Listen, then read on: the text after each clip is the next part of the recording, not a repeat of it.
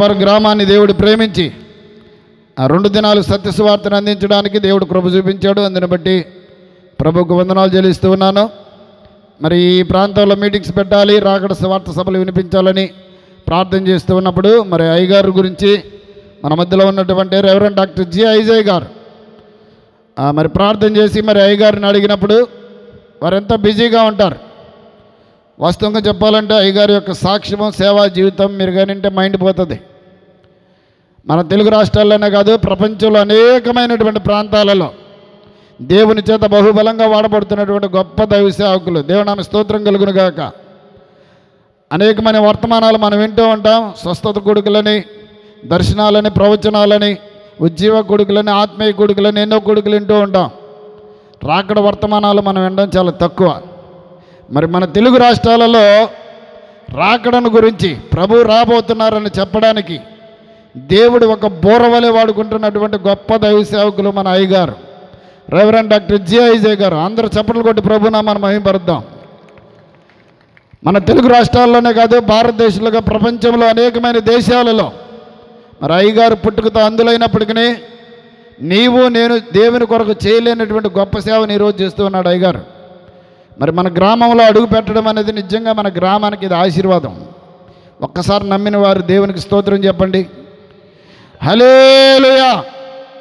మరి అనేకమైన గ్రామాలకు, అనేకమైన ప్రాంతాలకు పాంప్లెట్లు పంపించాం. పిలువబడిన వారు అనేక మంది, ఏర్పరచబడిన వారు కొంతమంది అన్నట్టు. మరి ఈ వాక్యం అనంతరము ఇక్కడ మాకు సహకరించిన బిడ్డల నిమిత్తం మీకు కొద్దిగా పరిచయం చేస్తాను. మరి అనేకమైన ప్రాంతాలలో ఈ కడవరి దినాలలో దేవుడి యొక్క సువార్తను విరివిగా ప్రకటిస్తున్నటువంటి దైవ సేవకులు అయ్యగారికి సమయం ఇద్దాం. విస్తారమైన దేవుని మాటలు, రాకను కూర్చున్నటువంటి వర్తమానాలు మనం విందాం.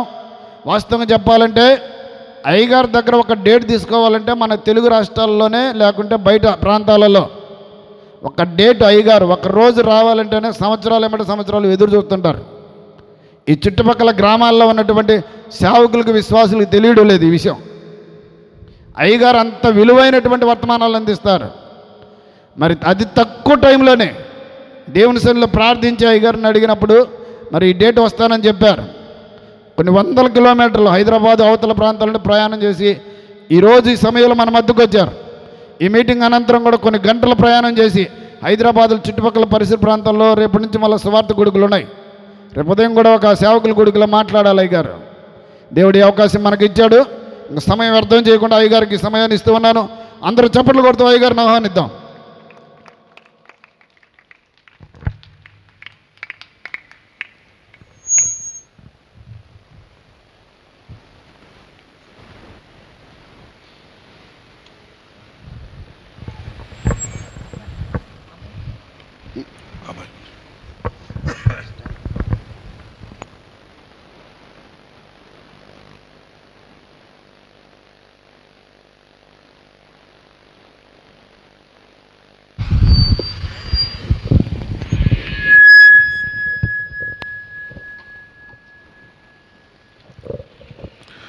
క్రీస్తునందు ప్రియమైన సహోదరి సహోదరులారా, ప్రభు అయిన యేసుక్రీస్తు వారి ఘనమైన ఉన్నతమైన నామములో మన కాకర్లవారిపాలెం గ్రామంలో ఏర్పాటు చేయబడినటువంటి ఈ 2 దినాలు రాకడ సువార్త సభల్లో 2వ దినం, ఆఖరి దినం. ఈ సాయంకాల సమయంలో ఆసక్తితో కూడి వచ్చిన మీ అందరికీ ముందుగా హృదయపూర్వకమైన వందనాలు, శుభాలు తెలియపరుస్తున్నాం. ఎంతవరకు మనం పాటల పరిచయంలో ప్రభువును మహింపరిచాము, ఆరాధన చేసుకున్నాము. ఇప్పుడు వాక్య పరిచయంలోకి వెళ్ళబోతున్నాం. దేవుని వాక్యం కొరకు దేవుడు మన మనసులను సిద్ధం చేసుకుందాం. మన దేవుడు వాక్యమై ఉన్నాడు కనుక ఆయన వాక్యము ద్వారా మనందరితో మాట్లాడేటట్లుగా మనం ఎదురు చూద్దాం.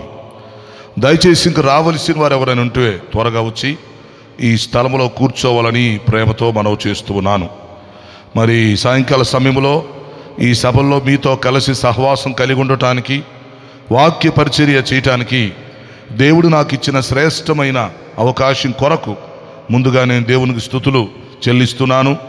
అలాగే మరి ఇక్కడ ఈ సభలో నిర్వహిస్తున్నటువంటి స్థానికులకి నేను ప్రత్యేక వందనాలు తెలియపరుస్తున్నాను. మరి ఇక్కడికి అనేక మంది దైవ సేవకులు వచ్చారు, ఆయా సంఘాల నుంచి విశ్వాసులు వచ్చారు. మీ అందరికి కూడా నేను ప్రత్యేక వందనాలు తెలియపరుస్తున్నాను. ముఖ్యంగా మరి దైవ సేవకులు సోదరులు మరి కాలేబు గారు చక్కగా ఆత్మల భారం కలిగి దేవుడు తనకిచ్చినటువంటి దర్శనాన్ని బట్టి పనిచేస్తూ ఉన్నారు. మరి కాకర్ల గ్రామంలో ఒకరోజు సువార్త చెప్పాలని కోరినప్పుడు మరి అనుకూలం చేసి రాత్రి అంతా ప్రయాణం చేసి ఇక్కడికి వచ్చాం. మరలా ఇప్పుడు మీటింగ్ అయిపోయిన వెంటనే రాత్రి అంతా ప్రయాణం చేసి రేపు పగలు రాత్రి మరో చోటని వెళ్తాం. ఎందుకంటే ఎంతో బిజీగా మరి ప్రయాణాలు చేసి తిరుగుతూ ఉన్నాం. కానీ మరి తనతో మాకున్నటువంటి సంబంధాన్ని బట్టి మరి ఈరోజు ఇక్కడ కేటాయించడం జరిగింది. ఎందుకంటే మేము బైబిల్ క్లాసులు పెట్టి అనేక మంది శిష్యులను తయారు చేస్తున్నాం. అనేక మంది సేవకులు మా దగ్గర తయారవుతున్నారు. అందులో సోదరుల కాలేబు గారు ఒకరు. మరి ఇలాంటి వ్యక్తి కొన్ని వందల మంది మా దగ్గర తయారై వెళుతున్నారు. అది మా సంతోషం. కాబట్టి ఒకప్పుడు ఇట్లాగే నెల్లూరులో క్లాసులకు వచ్చి మరి మమ్మల్ని వెంబడించి చక్కగా ఇప్పుడు సేవకు ప్రతిష్ఠించుకొని మరి దేవుడిచ్చిన కృపను బట్టి ఆయన 3 విధాలుగా సేవ చేస్తున్నాడు. ఒకటి సంఘ పరిచర్య, చక్కగా సంఘాలు నడిపిస్తున్నాడు. రెండవది అనేక స్థలాల్లో తన సువార్థికునిగా పిలుస్తున్నారు, వెళ్ళి చక్కగా వాక్యం చెప్పొస్తున్నాడు. మూడవది తానే యవనస్తులను ఒక టీంని ఏర్పాటు చేసి అనేక స్థలాల్లో మీటింగ్స్ కూడా నిర్వహిస్తున్నాడు. ఇదంతా దేవుడు ఆయనకి ఇచ్చిన కృప. దేవుడు ఒక్కోళ్ళకు ఒక కృప ఇస్తూ ఉంటాడు, కొన్ని కృపా వరాలు ఇస్తుంటాడు. వాటిని మనం గమనించాలి. కాబట్టి దేవుడు ఆ బిడ్డని ఏర్పాటు చేసుకొని అటు నెల్లూరులో మరి ఇక్కడ సంఘ పరిచయం చేసుకోవడానికి, అనేక స్థలాల్లో మీటింగ్స్ పెట్టడానికి, మరి అనేక ప్రాంతాలకు తాను వెళ్ళి సువార్త ప్రకటించడానికి దేవుడు అవకాశం ఇస్తున్నాడు. మీరు ఆ పరిచర్య కొరకు ప్రార్థన చేయండి.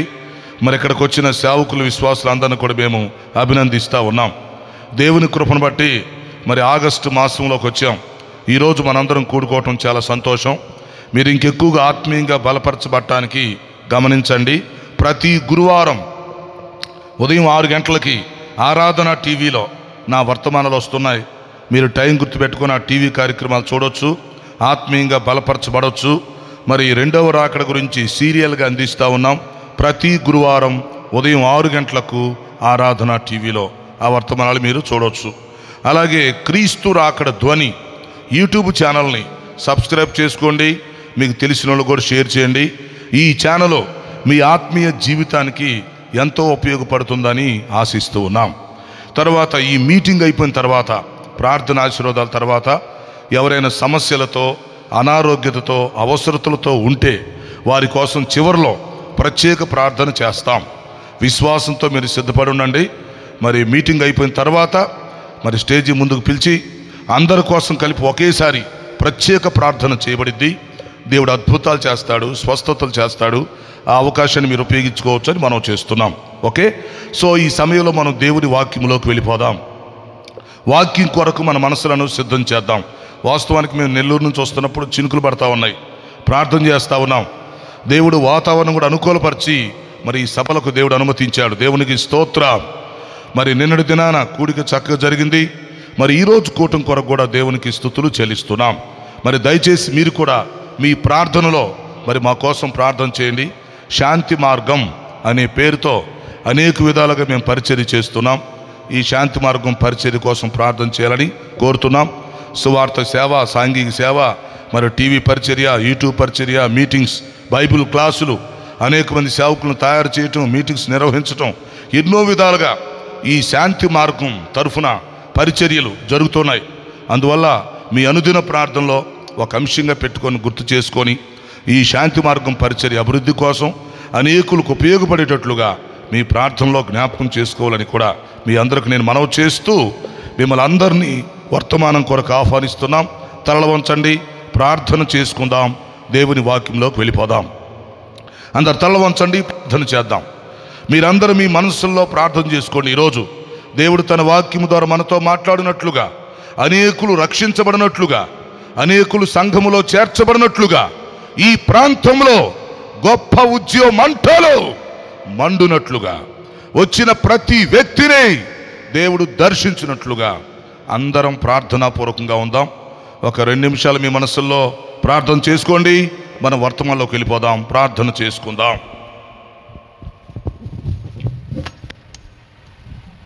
అందరం ప్రార్థన చేసుకుందామండి. 1 నిమిషం తల వంచండి, దేవుని యొక్క సహాయం కోరదాం.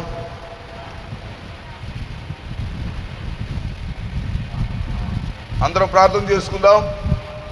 దేవుని యొక్క సహాయం కోరదాం. పరిశుద్ధాత్మ నడిపింపు కోరదాం. ప్రార్థన చేసుకుందాం.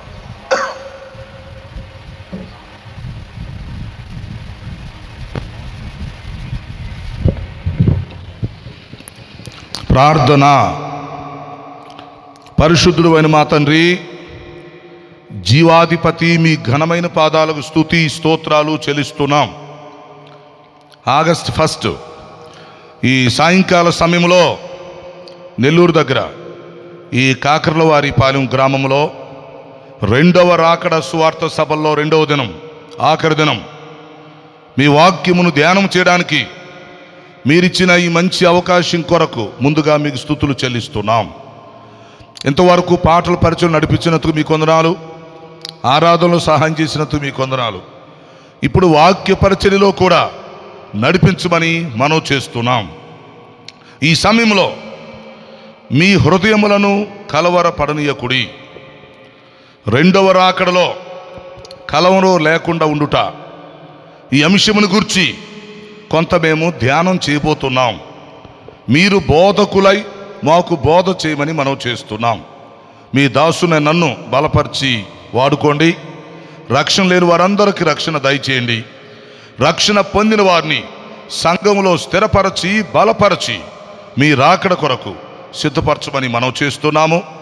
ఈ ప్రాంతంలో గొప్ప ఉద్యమాన్ని తీసుకురమ్మని మనం చేస్తున్నాము. ఇచ్చిన వాతావరణం కొరకు మీకు స్తుతులు చెల్లిస్తున్నాం. అవును ప్రభువా, ఈ సంవత్సరంలో 7 మాసాలు మమ్మల్ని అందరినీ కాపాడి సజీవు లెక్కలో ఉంచినందుకు మీకు స్తుతులు చెల్లిస్తున్నాం.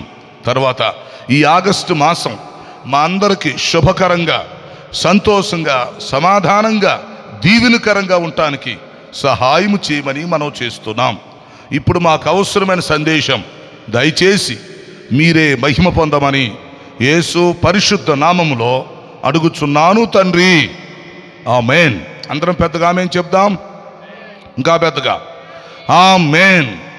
ఓకే ప్రియులారా, ఏర్పాటు చేయబడినటువంటి 2వ రాకడ సువార్త సభలలో 2వ దినం, ఆఖరి దినం ఈ సాయంకాల సమయంలో కూడి వచ్చిన మీ అందరికీ మరొకసారి శుభాలు, ప్రత్యేక వందనాలు తెలియచేస్తూ మిమ్మల్ని వర్తమానం కొరకు ఆహ్వానిస్తున్నాం. ఈరోజు మన ధ్యానాంశము మీ హృదయములను కలవరపడనీయకుడి. ఇది చాలా ప్రాముఖ్యమైన అంశం. 2వ రాకడలో కలవరపడకుండా ఉండుట. సో ఈ అంశమును గురించి కొంత లోతుగా, క్లుప్తంగా ధ్యానం చేయబోతున్నాం. వాక్యం కొరకు మీ మనసులను సిద్ధం చేయండి.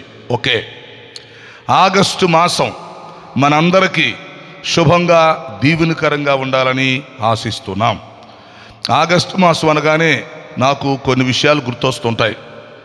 ఒకటేంటంటే, మరి బోగోలు సంఘంలో బిట్రగుంట్లో మొట్టమొదటిగా నేను సంఘ కాపరిగా వచ్చినటువంటి రోజు ఆగస్ట్ 1. సో దాన్ని బట్టి ఎన్నో సంవత్సరాల నుంచి దేవుడు సంఘ పరిచర్యలో వాడుకుంటూ వస్తున్నాడు. అలాగే తాళ్ళూరు సంఘంలో కూడా మరి సంఘ కాపరిగా పనిచేయటానికి మరి అప్పటి నుంచి ఇప్పటి వరకు దేవుడు కృప చూపుతున్నాడు. ఇంకొక విషయం ఏంటంటే, ఈ ఆగస్టు 1, 2 తేదీలు వస్తే శాంతి మార్గం తరఫున శిష్యులు రిట్రీట్ పెడతాం. వాస్తవానికి అంటే సేవకులు సమావేశం ఏర్పాటు చేస్తుంటాం జనరల్గా. అయితే ఈ సంవత్సరం మరి ఏర్పాటు చేయకుండా మరి ఇక్కడ మీటింగ్ రావటం జరిగింది. కాబట్టి ఆగస్ట్ 1 వచ్చినప్పుడు అనేకమైన విషయాలు గుర్తొస్తుంటాయి. మరి ఈ నెలలో మొదటి రోజే ప్రభు రాకడ గురించి మనం వినటానికి ఈ ప్రాంతంలో గొప్ప ఉద్యమం రావాలనే ఉద్దేశంతో దేవుడిచ్చినటువంటి అవకాశాన్ని మనం అందరం ఉపయోగించుకుంటున్నాం. కాబట్టి వచ్చిన మీ అందరిని కూడా నేను అభినందిస్తున్నాను. మన వాక్య పరిచయంలోనికి వెళదాం. పరిశుద్ధ గ్రంథంలో నుండి యోహాను సువార్త 14వ అధ్యాయము మొదటి వచనాన్ని మూలవాక్యంగా చదువుకొని తర్వాత ధ్యానములోనికి వెళదాం. యోహాను సువార్త 14వ అధ్యాయము మొదటి వచనాన్ని ఒక్కసారి జ్ఞాపకం చేసుకుందాం. మీ హృదయములను కలవరపడనీయకుడి. దేవుని యందు విశ్వాసముంచుచున్నారు, నా యందును విశ్వాసముంచుడి. అందరూ గుర్తుపెట్టుకోండి. యోహాను సువార్త 14:1. ఇది ఒక కంఠత వాక్యం. ఇది మన హృదయం అనే పలకల మీద వ్రాసుకోవాలి. ఇందులో రెండవ రాకడకు సంబంధించిన విషయాలు మనం అర్థం చేసుకోవాలి. యేసుక్రీస్తు వారు తన శిష్యులతో చెప్పుచున్నారు ఈ మాటలు. యేసుక్రీస్తు వారు సంఘముతో చెప్పుచున్నాడు ఈ మాటలు. అది సందర్భం ఏంటంటే, యేసుక్రీస్తు వారు ఆనాడు తనతో ఉన్నటువంటి 12 మంది అపోస్తులకు చెప్తున్నాడు. కేవలం అపోస్తులకు మాత్రమే కాదు, ఈ ప్రపంచంలో ఎంతమంది అయితే క్రీస్తు శిష్యులుగా ఉన్నారో, ఎంతమంది అయితే దేవుని సార్వత్రిక సంఘములో ఉన్నారో, ఎంతమంది అయితే రాకడ కొరకు సిద్ధపడాలి అనుకుంటున్నారో, ఎంతమంది అయితే పరలోక రాజ్యములో ఉండాలి అనుకుంటున్నారో, వారందరికీ యేసు ప్రభు వారు ఇస్తున్నటువంటి హెచ్చరిక గమనించాలి. ఏం చెప్తున్నాడంటే, మీ హృదయములను కలవరపడనీయకుడి, మీరు దేవుని యందు విశ్వాసముంచుచున్నారు, నా యందు విశ్వాసముంచండి అంటున్నాడు యేసుక్రీస్తు వారు. అంటే మనము తండ్రి అయిన దేవునిలో విశ్వాసం ఉంచాలి, అలాగే కుమారుడైన యేసుక్రీస్తులో విశ్వాసం ఉంచాలి, తర్వాత పరిశుద్ధాత్మలో కూడా విశ్వాసం ఉంచాలి. అదే కరెక్ట్ అన్నమాట. తండ్రి కుమార పరిశుద్ధాత్మలను మనం ఒప్పుకోవాలి, సమాన ప్రాతినిధ్యం ఇవ్వాలి. కాబట్టి యేసుక్రీస్తు ఏం చెప్తున్నాడంటే, తండ్రి యందు మీరు ఎలా విశ్వాసం ఉంచుతున్నారో నా యందు కూడా విశ్వాసం ఉంచండి, పరిశుద్ధాత్మలో విశ్వాసం ఉంచండి, మీ హృదయములను కలవరపడనీయొద్దు అని చెప్తా ఉన్నారు. ఓకే, ఇంకొక విషయం, అసలు యేసుక్రీస్తు వారు ఈ మాట ఎందుకు చెప్తున్నారు, ఈ మాట ఎప్పుడు చెప్తున్నారు, మీ హృదయాలను కలవరపడనీయొద్దు అని చెప్పటానికి అసలు కారణాలు ఏమిటి, మనకి ఏ ఏ విషయాల్లో కలవరం వచ్చింది? సో ఈ విషయాలను కొంచెం లోతుగా మనం ఆలోచన చేయాలి. ఓకేనా? ముందు సందర్భం చూద్దాం. అసలు యేసుక్రీస్తు వారు ఏ సందర్భంలో ఈ మాటలు చెప్పారో మనకు తెలియాలి. కొన్నిసార్లు మనం బైబిల్ చదువుతూ ఉంటాం, ప్రసంగాలు వింటూ ఉంటాం, కానీ సందర్భాన్ని పట్టించుకోము, సందర్భాన్ని గమనించుకోము. సందర్భం చాలా ఇంపార్టెంట్. ఎప్పుడైనా మన వాక్యం చదివేటప్పుడు, ప్రసంగం చెప్పేటప్పుడు, లేక ప్రసంగం వినేటప్పుడు, దేవుని వాక్యం అన్వయించుకునేటప్పుడు ముందు సందర్భాన్ని పట్టించుకోవాలి.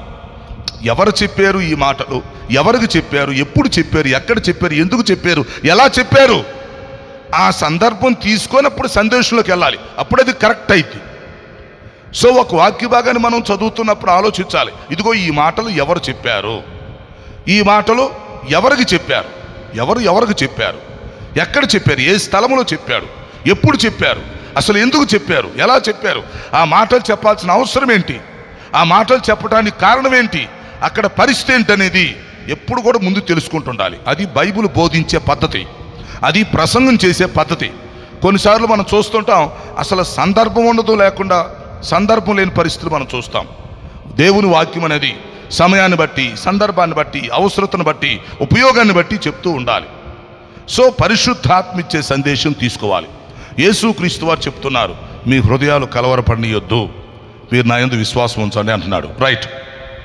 సో ఈ మాటలు ఎప్పుడు చెప్పారు అని కొంచెం మనం ఆలోచన చేస్తే, యేసుక్రీస్తు వారు శరీరధారిగా ఈ భూలోకంలో జీవించినప్పుడు మనకు తెలుసు, ఆయన 33.5 సంవత్సరాలు జీవించారు. ఓకే, ఆ చివరి 3.5 సంవత్సరాలు ఆయన సేవ చేశారు.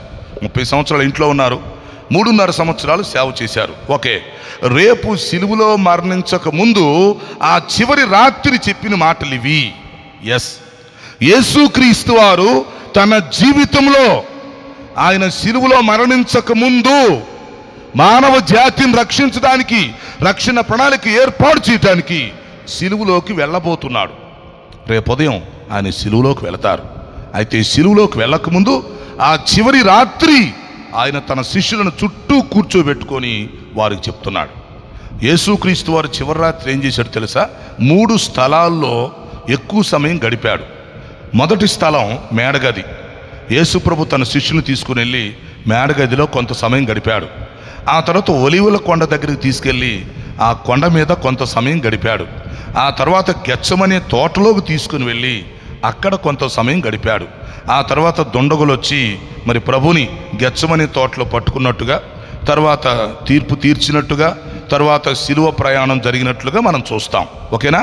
అయితే యేసుక్రీస్తు వారు తన శిష్యులతో కలిసి ఆ మేడగదిలో కూర్చున్నప్పుడు ఆయన చెప్తున్నాడు, ఆయన శిష్యుల పాదాలు కడిగాడు. తర్వాత శిష్యులతో కలిసి ఆ రోజు పస్కా ఆచరించాడు. ఆ తర్వాత ప్రభురాత్రి భోజన సంస్కారం చేశాడు. ఇదిగో నన్ను జ్ఞాపకం చేసుకుంటానికి ఇలాగ చేయండి అని మరి తన శరీరానికి రక్తానికి సూచనగా రొట్టె ద్రాక్షరసం ఇచ్చినట్టుగా మనం చూస్తాం. ఓకే, సో ఇదంతా జరిగినాక ఇదంతా మనకి యోహాను సువార్త 13వ అధ్యాయంలో కనిపిస్తుంది. ఇక 14వ అధ్యాయంలోకి వస్తే యేసుప్రభు ఏం చేశాడంటే, ఈ పస్కా పండగ ఆచరించటం అయిపోయిన తర్వాత, ప్రభురాత్రి భోజన సంస్కారం అయిపోయిన తర్వాత, శిష్యుల పాదాలు కడిగిన తర్వాత నెక్స్ట్ ఏం జరిగింది, శిష్యులు తన చుట్టూ కూర్చోబెట్టుకున్నాడు ఒక రౌండ్గా. అది మనం ఊహించుకోవాలి.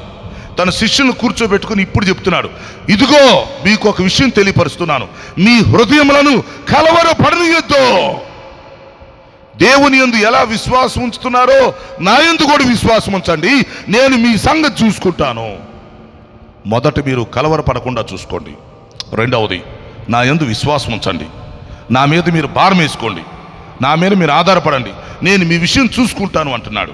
ఎస్, ఇక్కడ ఒక ముఖ్యమైన ప్రశ్న మనం ఆలోచించాలి. ఏంటంటే, ఒక మనిషికి అసలు కలవరం అనేది ఎందుకు వచ్చింది? ఇది చాలా ఇంపార్టెంట్. ఇది మన జీవితం మొత్తానికి ఉపయోగపడుద్ది. ఈ వర్తమానం మన భవిష్యత్తుకు ఉపయోగపడుతుంది. అందుకే జాగ్రత్తగా వినాలి. ఒక వ్యక్తికి తన జీవితంలో అసలు కలవరం అనేది ఎందుకు వచ్చింది? యేసుక్రీస్తు కలవరపడద్దు అంటున్నాడు కదా. ఓకే, మనం కలవరపడకుండా ఉండాలంటే, ఆయన ఎందుకు విశ్వాసం ఉంచాలంటే, అసలు ముందు ఈ కలవరం అనేది ఎందుకు వస్తుందో మనకు తెలియాలిగా. కలవరానికి సంబంధించిన కారణాలు మనం తెలుసుకోవాలి. ప్రభు మనకు ఎలా సహాయం చేస్తాడో మనం తెలుసుకోవాలి. ఇక్కడ చాలా కారణాలు ఉన్నాయి ప్రియులారా. కొన్ని విషయాలు నేను చెప్తాను, గమనించండి. ఈ వర్తమానంలో మానవుడు ఎందుకు కలవరపడతాడు, లేక మనం కలవరపడటానికి కారణాలేంటి, కలవరపడటానికి సంబంధించిన పరిస్థితులేంటి, కొన్ని విషయాలు నేను చెప్తాను. మీరు వాటిని నోట్ చేసుకోండి, పట్టుకోండి, గమనించుకోండి, అర్థం చేసుకోండి. అప్పుడు పరిశుద్ధాత్మ మీతో మాట్లాడతాడు. నెంబర్ 1, మొట్టమొదటి విషయం మనం ఆలోచిస్తే, అసలు మానవుడికి కలవరం అనేది ఎందుకు వస్తుందంటే ప్రియులారా, ఒక వ్యక్తి పాపం చేస్తున్నప్పుడు లేక పాపములో జీవిస్తున్నప్పుడు ఆ పాపాన్ని బట్టి మనిషికి కలవరం వచ్చింది అన్నమాట. ఎవరికైనా సరే, మానవుడు జన్మతః కర్మతః పాపి కాబట్టి, అంతేకాదు తెలుసో తెలియకో ఎన్నో తప్పులు చేస్తుంటాడు. అంతేకాదు పాపములో పుడుతున్నాడు మానవుడు, పాపములో జీవిస్తున్నాడు, పాపములోనే మరణిస్తున్నాడు. అంటే అతని జీవితం అంతా అలా గడిచిపోతుంది. పుట్టేటప్పుడు పాపంలో పుడుతున్నాడు, మరి జీవించేటప్పుడు జీవితాంతం పాపంలోనే జీవిస్తున్నాడు, చివరికి మరణించేటప్పుడు కూడా పాపములోనే మరణిస్తున్నాడు. అంతేకాదు తలంపుల ద్వారా, మాటల ద్వారా, క్రియల ద్వారా, చూపుల ద్వారా, కోరికల ద్వారా, అలవాట్ల ద్వారా, ఉద్దేశాల ద్వారా, సహవాసం ద్వారా ఎన్నో రకాలుగా మానవుడు పాపం చేస్తావన్నాడు. తను ఇష్టం వచ్చినట్టుగా జీవిస్తున్నాడు. తెలిసి కొన్ని తప్పులు చేస్తాడు, తెలియక కొన్ని తప్పులు చేస్తాడు. అయితే వాటి గుర్తుపెట్టుకోండి, మానవుడు తన ఇష్టానుసారంగా పాపం చేస్తున్నప్పుడు ఏమైందంటే, ఆ పాపాలన్నీ అతనికి గుర్తొచ్చినప్పుడు లేక అపరాధ భావన కలిగినప్పుడు, అరే నేను ఇన్ని తప్పులు చేసేనే, నా పాపం పండిద్ది, నేను ఇన్ని తప్పులు చేసేనే, ఇన్ని పాపాలు చేసేనే, రేపు నా సంగతి ఏంటి, నేను ఇష్టం వచ్చినట్టు జీవిస్తున్నానే, రేపు నా పరిస్థితి ఏమైద్దో అని మానవుడికి ఎప్పుడైతే తన పాపం తనకు గుర్తొస్తుందో, తన పాపముల గురించి తాను ఆలోచించుకుంటాడో, భయపడతాడో, పశ్చాత్తాపడతాడో, అప్పుడు ఏమైందంటే మానవుడు తాను చేసిన పాపాన్ని బట్టి కలవరం అనేది వచ్చింది. గుర్తుంచుకోండి, ఈ ప్రపంచంలో మానవ జాతిలో ఎవరికైనా సరే ఒక వ్యక్తికి కలవరం వచ్చిందంటే దానికి కొన్ని కారణాలు ఉంటాయి. అందులో మొదటి కారణం, అతను చేస్తున్న పాపాన్ని బట్టి కలవరం వచ్చింది. ఎందుకంటే ఏ పాపం చేయలేదనుకోండి, ఆ వ్యక్తి ధైర్యంగా ఉంటాడు. మరి నీతిమంతుడు సింహం వలె ఉండును అన్నట్టుగా పాపం లేనటువంటి వ్యక్తి, ఏ తప్పు చేయనటువంటి వ్యక్తి అతడు ధైర్యంగా ఉంటాడు. అతడు బ్రతికినా చనిపోయినా ధైర్యంగానే ఉంటాడు. అయితే వాస్తవానికి మనుషులందరూ తప్పు చేశారు. పాపము లేని వారు ఎవరు కూడా లేరు. రోమీయులకు రాసిన పత్రిక 3:13 చెప్పినట్టుగా ఏ భేదం లేదు, అందరూ పాపము చేశారు, దేవుడు అనుగ్రహించి మహిమను పొందలేకపోతున్నారు. సో ప్రతి వ్యక్తి దేవుని దృష్టిలో పాపం చేశాడు కనుక ఈ పాపాన్ని బట్టి ఏదో ఒక రోజు అతనికి గుర్తొచ్చింది ఆ తప్పు, అతని మనస్సాక్షి గద్దించింది. ఆ పాపాన్ని బట్టి భయం కలిగిద్ది, లేక పశ్చాత్తాపం కలిగిద్ది. అలాంటి సందర్భంలో ఖచ్చితంగా ప్రతి వ్యక్తి కూడా తాను చేసిన పాపాన్ని బట్టి కలవరపడతాడు. అది మనం తెలుసుకోవాలి. సో మానవుడు కలవరపడటానికి మొదటి కారణం ఏంటంటే పాపం. ఎందుకంటే ఈ పాపాన్ని బట్టి రేపు మరణించవలసిన పరిస్థితి ఉంది. ఈ పాపాన్ని బట్టి నరకానికి వెళ్ళాలి. ఈ పాపాన్ని బట్టి తీర్పు ఉంటుంది. ఈ పాపాన్ని బట్టి శాపం ఉంటుంది. అందువల్ల ప్రతి వ్యక్తి కూడా తాను చేసిన పాపాన్ని బట్టి కలవరపడతా ఉంటాడు. ఇంకొక విషయం, అసలు పాపం చేసి కూడా కలవరపడలేదు అంటే అర్థం ఏంటి తెలుసునా? అతను మనస్సాక్షి చచ్చింది అని దాని అర్థం. కొంతమంది ఎన్ని తప్పులు చేసినా, ఎన్ని అపరాధాలు చేసినా, వారిలో ఎన్ని దురలవాట్లున్నా, దురసనాలున్నా, ఎన్ని దౌర్భాగ్య పనులు చేసినా కనీసం భయము భక్తి లేకుండా జీవిస్తారు. దేవుడు అనేటువంటి ఆలోచన కూడా లేకుండా జీవిస్తారు. దానికి కారణం ఏంటంటే వారి మనస్సాక్షిని చంపివేసుకున్నారు. వారు దేవునికి దూరంగా ఉన్నట్టు లెక్క. కాబట్టి ఇక్కడ యేసుక్రీస్తు ఏం చెప్తున్నాడంటే, మీ హృదయములను కలవరపడనీయొద్దు. అంటే ఏ ఏ విషయాల్లో మీరు కలవరపడుతున్నారో ఒక్కసారి ఆ కారణాల గురించి ఆలోచించండి. మీరు ఏ విషయాల్లో కలవరపడుతున్నా సరే నా యందు విశ్వాసం ఉంచితే ఆ కలవరాన్ని నేను తీసేస్తాను, ఆ కలవరాన్ని నేను తొలగిస్తాను అని ప్రభువు చెప్తున్నాడు. సో ఇప్పుడు మనం ఏం ఆలోచిస్తున్నాం? మానవుడు కలవరపడటానికి కారణాలు. ఎందుకు మానవుడు కలవరపడతాడు? ఎస్, ఆ కలవరం ప్రభు దగ్గరికి వస్తే పోతుంది. అందులో మొదటి కారణం ఏంటంటే మానవుడు చేస్తున్న పాపాన్ని బట్టి ఖచ్చితంగా అతనికి కలవరం అనేది వస్తుంది. ఒకవేళ ఈరోజు రాకపోయినా రేపైనా వచ్చింది. పాపం పండిద్ది అన్నమాట. ఓ పండు ఉండిద్ది. పండు మరి దోరగాయగా ఉన్నప్పుడు బాగానే ఉంటుంది. పండిన తర్వాత బాగా పండినాక పనికి రాకుండా పోతుంది. సో పాపం కూడా పండిద్ది అన్నమాట. మానవుడు ఒకవేళ ఈరోజు దేవుడు నమ్మకపోయినా, భయపడకపోయినా, ఏదో ఒకరోజు అతని పాపాన్ని బట్టి అతనికి భయం కలుగుతుంది, పాప భీతి కలుగుతుంది. అతను పాపాన్ని బట్టి అతను భయపడతాడు. దీనికి మంచి ఉదాహరణ మీకు తెలుసా? ఈ మధ్య యూట్యూబ్లో వచ్చింది. అంటే పాపాన్ని బట్టి ఎలా భయం వచ్చిద్దో, పాపాన్ని బట్టి ఎలా కలవరం వచ్చిద్దో, పాప భీతి ఎలా ఉంటుందో, పాపం ఎలా పండుతుందో ఈ మధ్య యూట్యూబ్లో బాగా ఫేమస్ అయింది, వైరల్ అయింది. తెలుసా? ఒక వ్యక్తి కర్ణాటక రాష్ట్రంలో ఒక దేవాలయం దగ్గర, తెలుసా మీకు, దాదాపు 100 మందిని అప్పుడు ఒకళ్ళని 100 మందిని వారు చంపేస్తే అక్కడ పూడ్చిపెట్టారని తెలిసింది. ఆ వార్త మీ దగ్గరికి వచ్చిందా? అప్పుడు ఒకళ్ళని వారు చంపేస్తే ఆ చంపేసిన వ్యక్తులు మొత్తాన్ని ఒక వ్యక్తికి అప్పగిస్తే ఆ వ్యక్తి ఎవరికి తెలియకుండా ఒక నది ఒడ్డున పాతిపెట్టాడు. 100 మంది అని చెప్పాడు. ఇంకా తవ్వుతూ ఉంటే 100 మంది కదా, ఇంకా చాలామంది ఉన్నట్టుగా మృతదేహాలు బయటపడతా ఉన్నాయి. అంటే ఇది వెలుగులోకి రాలేదు, ఇది ఎవరికి తెలియదు, దీనికి సాక్ష్యాధారాలు కూడా లేవు. అయితే ఏం జరిగిందో తెలుసునా? ఆ వ్యక్తి మరి తాను చేసిన పాపాన్ని బట్టి అతనికి భయం వచ్చేసింది. ఎవరూ చూడలేదు, ఎవరూ పట్టుకోలేదు, సాక్ష్యాధారాలు అసలే లేవు. 100 మంది కంటే ఎక్కువ మందిని మరి అప్పుడు ఒకళ్ళని చంపి ఆ నది ఒడ్డున అక్కడ పాతి పెట్టినట్టుగా తానే వచ్చి ఒప్పుకున్నాడు, నేను ఇలా చేశాను అని. అరే, ఎవరు అడగలేదు కదా, ఎవరు చూడలేదు కదా, ఎవరు అడగలేదు కదా. ఇప్పుడు ఆ వ్యక్తి ఆ పాప భీతి, ఆ పాపాన్ని బట్టి కలవరం కాబట్టి తన మనస్సులో తట్టుకోలేక తానే వచ్చేసి, ఇదిగో నేను ఇలా తప్పు చేశాను, నాకు సెక్యూరిటీ కల్పించండి, విషయాలు మొత్తం నేను చెప్పేస్తాను అని వచ్చి ఒప్పుకున్నాడు. ఇది భవిష్యత్తులో ఏమైద్దో మనం చూడాలా. ఎందుకంటే దీని మీద కర్ణాటక రాష్ట్రంలో గందరగోళం జరుగుతుంది. సో ఇక్కడ మనం నేర్చుకోవలసినటువంటి లెసన్ ఏంటంటే ప్రియులారా, మనిషికి కలవరం అనేది ఎందుకు వస్తుందంటే పాపాన్ని బట్టి కలవరం వస్తుంది. ఈరోజు కాకపోయినా రేపైనా సరే ఎవని పాపం వారిని పట్టుకుంటుంది. పాపాన్ని బట్టి పాప భీతి కలుగుతుంది. సంఖ్యాకాండం 32:23 లెక్కల ప్రకారం, సంఖ్యాకాండం 33:22, మీ పాపము మిమ్మలను వెంటాడి పట్టుకొనును. మనము పాపం చేస్తున్నప్పుడు, ఏదో ఒక తప్పు చేస్తున్నప్పుడు మన మనస్సాక్షి మనల్ని గద్దిస్తుంది, పాపం పండుతుంది.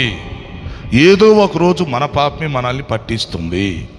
మన పాపాన్ని బట్టి మనకు శిక్ష వస్తుంది, శాపం వస్తుంది, తీర్పు వస్తుంది, మరణం వస్తుంది, నరకం వస్తుంది. పాపాన్ని బట్టి ఎన్నో దుష్ఫలితాలు కలుగుతాయి. కాబట్టి ప్రపంచంలో ఉన్న ప్రతి వ్యక్తి కూడా ఏదో ఒక విధంగా దేవుని దృష్టిలో పాపిగానే కనిపిస్తున్నాడు. అందుకని ఇప్పుడు యేసు ప్రభు ఏమంటున్నాడంటే మీ హృదయములను కలవరపడనీగాకండి. అంటే మీలో ఒకవేళ ఎవరు ఏ పాపం చేసినా సరే, ఒకళ్ళు తెలుసో తెలియక ఒక తప్పు చేసినప్పుడు ఆ పాపాన్ని బట్టి మీరు ఆత్మహత్య చేసుకొని చనిపోవాల్సిన పని లేదు. ఆ పాపాన్ని బట్టి మీరు నష్టపోయి నాశనమయ్యి నరకానికి పోవాల్సిన పని లేదు. మీరు ఏదో ఒక తప్పు చేసినప్పుడు, అది మీకు గుర్తొచ్చినప్పుడు, మీకు కలవరం కలిగినప్పుడు మీరేం చేస్తారంటే నా దగ్గరికి రండి, నా దగ్గరికి రండి. మీరు ఏ పాపం చేసినా, ఏ పాపాన్ని బట్టి మీకు కలవరం వచ్చినా, మీరు చావకుండా ఉండటానికి, మీకు శాపం రాకుండా ఉండటానికి, మీరు నరకానికి పోకుండా ఉండటానికి, రెండవ రాకడలో విడిచిపెట్టబడే గుంపులో మీరు ఉండకుండా ఉండటానికి నా దగ్గరికి రండి. మీరు ఏ పాపం అయితే చేశారో, మీలో ఏ బలహీనతలైతే ఉన్నాయో, ఏ దుర్గుణాలైతే ఉన్నాయో, ఏ లోపాలైతే, ఏ బలహీనతలైతే మీలో ఉన్నాయో నా దగ్గరికి రండి. నా దగ్గరికి వచ్చి నా యందు విశ్వాసం ఉంచండి. నా దగ్గరికి వచ్చి నా పాదాలు పట్టుకోండి. నా సిలువ దగ్గరికి రండి. నేను సిలువలో కార్చిన రక్తంలో మీ జీవితాలు కడిగి శుద్ధి చేసుకోండి. కాబట్టి మీరు తెలిసో తెలియకో పాపం చేసి ఉండొచ్చు. ఓకే, ఆ పాపాన్ని బట్టి మీకు కలవరం వచ్చిద్ది. ఆ పాపమే మిమ్మల్ని పట్టుకునిద్ది. ఆ పాపమే మిమ్మల్ని బుక్ చేసిద్ది. ఆ పాపాన్ని బట్టి మీకు మనశ్శాంతి కూడా ఉండదు. ఆ పాపాన్ని బట్టి కుటుంబాలు విచ్ఛిన్నమైపోతాయి. చాలామంది ఆత్మహత్యలు చేసుకొని చచ్చిపోతారు. కొంతమంది పాపాన్ని బట్టే ఒకరినొకరు చంపేసుకుంటారు, నరహత్యలు జరుగుతున్నాయి. పాపాన్ని బట్టే రౌడిజం పిచ్చి మీరిపోతుంది. పాపాన్ని బట్టే మనుషులు పశువుల్లాగా ప్రవర్తిస్తున్నారు. పాపాన్ని బట్టే మానవుడు నెమ్మది లేని జీవితం జీవిస్తున్నాడు. అయితే యేసు ప్రభు అంటున్నాడు, మీరు ఎవరు ఏ తప్పు చేసినా సరే, అది మీరు తెలిసి చేసినా తెలిసి చేసినా, మొత్తానికి మీకు కలవరం వస్తుంది కనుక ఆ కలవరంలో మీరేం చేయాలంటే నా దగ్గరికి రావాలి. మీరు పాపం చేసినప్పుడు, కలవరం కలిగినప్పుడు మీరు కలవరపడాల్సిన పని లేదు. నా దగ్గరికి రండి. నా దగ్గరికి వచ్చి మీరు తెలిసో తెలియకో ఏ తప్పులైతే చేశారో ఆ పాపాలు నా దగ్గర మీరు ఒప్పుకోగలిగితే, ఆ పాపాలు నా దగ్గర ఒప్పుకుంటే, నా దగ్గర మీరు క్షమాపణ అడుక్కుంటే, మీరు సొంత రక్షకుడుగా ప్రభువుగా నన్ను నమ్ముకుంటే, నన్ను మీ హృదయంలోకి చేర్చుకోగలిగితే, నన్ను మీ గృహంలోనికి చేర్చుకోగలిగితే మీరు కలవరపడాల్సిన పని లేదు. ఎందుకంటే మీ పాపాలు నేను క్షమిస్తాను, మీ శిక్ష నేను తీసేస్తాను. ఎస్, మీ శాపాన్ని నేను తొలగిస్తాను, మీకు నిత్య జీవాన్ని ఇస్తాను. నేను రెండవ రాకడలో వచ్చినప్పుడు, బోర ఊదినప్పుడు, సంఘము ఎత్తబడినప్పుడు మిమ్మల్ని కూడా తీసుకెళ్ళిపోతాను. ఎవరైతే మీరు పాపాన్ని బట్టి నా దగ్గరికి వస్తారో, నా దగ్గరికి వచ్చి పాప క్షమాపణ పొందుకుంటారో, నా దగ్గరికి వచ్చి నన్ను నమ్ముకుంటారో, నా రక్తంలో కడగబడతారో, మిమ్మల్ని మీరు శుద్ధీకరించుకుంటారో, నేను మీ ఆత్మను రక్షిస్తాను, నేను మీ పాపాలు క్షమిస్తాను, నేను మిమ్మల్ని నీతిమంతులుగా చేస్తాను. నేను రెండవ రాకడలో వచ్చినప్పుడు, సంఘము ఎత్తబడేటప్పుడు ఆ సార్వత్రిక సంఘంలో మిమ్మల్ని కూడా తీసుకెళ్ళిపోతాను. కాబట్టి మీరు కలవరపడకుండా నా దగ్గరికి రండి అని ప్రభు చెప్తున్నాడు. దేవునికి స్తోత్రం. కనుక ప్రపంచంలో ఉన్న ప్రతి వ్యక్తి కూడా ఏదో ఒక విధంగా పాపం చేస్తూ ఉన్నాడు, రకరకాలుగా పాపంలో జీవిస్తూ ఉన్నాడు. ఒకవేళ ఎవరికి తెలియకపోవచ్చు, లేక అతని మనస్సాక్షి కఠినంగా ఉండొచ్చు. కానీ ఒకరోజు పాపం పండిద్ది, ఒకరోజు ప్రమాదం వస్తుంది, ఒకరోజు అతని పాపమే అతను పట్టిస్తుంది. ఇక్కడ చూసారా, ఆ కర్ణాటక రాష్ట్రంలో మాకు ఆశ్చర్యం వేసిందన్నమాట. 100 మంది అని చెప్పాడు, ఇంకా ఎక్కువ మందే ఉన్నారు. ఆ నది ఒడ్డున త్రవ్వకాలు జరుపుతున్నప్పుడు శవాలు బయటకు వస్తా ఉన్నాయి. యవనస్తులు, ఆడపిల్లలు, మగపిల్లలు, స్త్రీలు, పురుషులు, శవాలు, ఎముకలు, పుర్రెలు బయటకు వచ్చేస్తున్నాయి. అంటే ఎంతోమందిని చంపి అతనికి ఇస్తే అతను ఏం చేశాడంటే పాతి పెడతా ఉన్నాడు. అది ఎవరికి తెలియదు. చంపేవాళ్ళు చంపుతున్నారు, ఇతనికి ఇస్తున్నారు, ఇతను పాతి పెడుతున్నారు. చివరికి ఎవరికి తెలియదు. అయితే కొంతకాలమైనాక ఇప్పుడేంటి, అతనే బయటకు వచ్చేసాడు. ఇప్పుడు ఎవరో చూసి చెప్పింది కాదు, అతనే బయటకు వచ్చేసి అతనికి పాప భీతి కలిగింది, అతనికి మనశ్శాంతి లేదు. సో అతనికి భవిష్యత్తును గురించినటువంటి బాధ వచ్చింది, అతని మనసులో కలవరం వచ్చింది. నేను ఇలా చేస్తూ ఉంటే అసలు నా పరిస్థితి ఏంటి, నా కుటుంబం పరిస్థితి ఏంటి, అసలు దేవుడు నన్ను క్షమిస్తాడా, నా భవిష్యత్తు ఎలా ఉంటుంది, అసలు భవిష్యత్తులో నా పరిస్థితి ఏంటని అతడు చేసినటువంటి ఆ పాపాన్ని బట్టి అతనికి కలవరం వచ్చి ఏం చేశాడంటే ప్రభుత్వం దగ్గరికి వచ్చేసాడు అనమాట. వచ్చి ఒప్పేసుకున్నాడు. సరే తర్వాత ఏం జరిగిద్దంటే ఏది జరగాల జరిగిద్ది అనుకోండి, ఆ తర్వాత చట్టం తన పని తను చేసుకునిద్ది.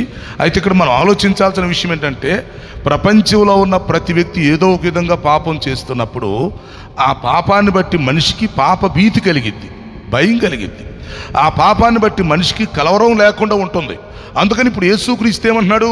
మీ హృదయములను కలవరపడనీయొద్దు, నా యొద్దకు రండి, నా యందు విశ్వాసం ఉంచండి, నన్ను నమ్మండి.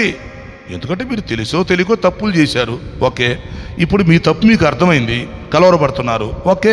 ఇప్పుడు మీరు వచ్చి నా దగ్గరికి వచ్చి నన్ను నమ్మండి, నన్ను నమ్మండి, నన్ను క్షమాపణ అడగండి, నేను క్షమిస్తా, నేను మీ ఆత్మను రక్షిస్తాను, నేను మీకు నరకానికి వెళ్లకుండా ఆపుతా. రెండవ రాకులు నేను వస్తాను తెలుసా మీకు? మొదటి రాకుల్లో వచ్చి వెళుతున్నాను, మొదటి రాకుల్లో మీ అందరి కోసం బలైపోతున్నాను, నేను వెళ్ళిపోతున్నాను, ప్రాణం పెట్టాను, వెళ్ళిపోతున్నాను, మీ అందరి కోసం రక్తం కార్చి వెళుతున్నాను. రెండవ రాకుల్లో మళ్ళీ వస్తాను. నేను ఎలా వస్తాను తెలుసా? మొదటి రాకుల్లో భూమి మీదకి వచ్చినటువంటి నేను రెండవ రాకుల్లో భూమి మీదకు రాను. రెండవ రాకులలో మీకు తెలియనటువంటి ఒక డేట్లో వస్తా, ఒక గడిలో వస్తా, మధ్యాకాశానికి వస్తాను, ఎవరికి తెలీదు, రహస్యంగా వస్తాను. నేను మధ్యాకాశానికి వచ్చి ఆర్భటించి భూ భూ అని బోరధ్వనించినప్పుడు భూలోకములో నన్ను నమ్మిన వారిని మొత్తాన్ని రక్షించుకొని ఇక్కడి నుంచి ఒక సంఘంగా తీసుకెళ్ళిపోతాను. రెండవ రాకులు నేను ఖచ్చితంగా వస్తాను, మధ్యాకాశానికి వస్తాను, బోర ఊదుతాను. అప్పుడు సంఘము ఎత్తబడుతుంది. నన్ను నమ్మిన వాళ్ళందరూ భూమి మీద ఎవరైతే నన్ను నమ్ముతారో, నా దగ్గరికి వచ్చి క్షమాపణ అడుక్కుంటారో, నన్ను సొంత రక్షకుడుగా ప్రభువుగా ఒప్పుకుంటారో, యేసు నామములో అనగా ఎవరైతే నాకు ప్రార్థన చేస్తారో, నా వాక్యానుసారంగా జీవిస్తారో, ఆత్మను కలిగి ఆత్మానుసారంగా జీవిస్తారో, ఎస్, రెండవ రాకడలో వచ్చినప్పుడు వాళ్ళందరినీ నేను తీసుకెళ్ళిపోతాను.